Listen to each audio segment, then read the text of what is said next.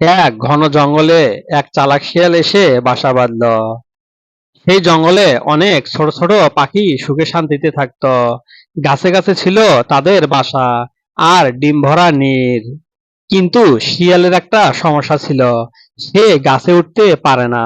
তাই সে ভাবতে লাগলো, যেভাবেই হোক এই পাখির ডিমগুলো আমাকে খেতেই হবে। যদি কারো সাহায্য নেওয়া লাগে তাও নেব। শিয়াল সঙ্গী খোঁজার জন্য বের হয়ে গেল। ওই জঙ্গলের পাশেই থাকতো লোভী কাক। শিয়াল কাকের সাথে দেখা করার জন্য আসলো। বন্ধু কাক, আমরা যদি একসাথে কাজ করি তাহলে রোজ মজা করে খেতে পারবো। বন্ধু শিয়াল, সেটা কিভাবে সম্ভব? তখন দুষ্ট শিয়াল হাসতে হাসতে বলল, বন্ধু, তুই গাছের উপরে উড়ে গিয়ে পাখিদের ভয় দেখাবি। তারা ভয় পেয়ে উড়ে গেলে তুই বাসা থেকে ডিমগুলো ফেলে দিবি। আমি নিচে দাঁড়িয়ে ডিমগুলো খেয়ে ফেলবো। তারপর আমরা মিলেমিশে থাকবো। লোভে পড়ে কাক রাজি হয়ে গেল।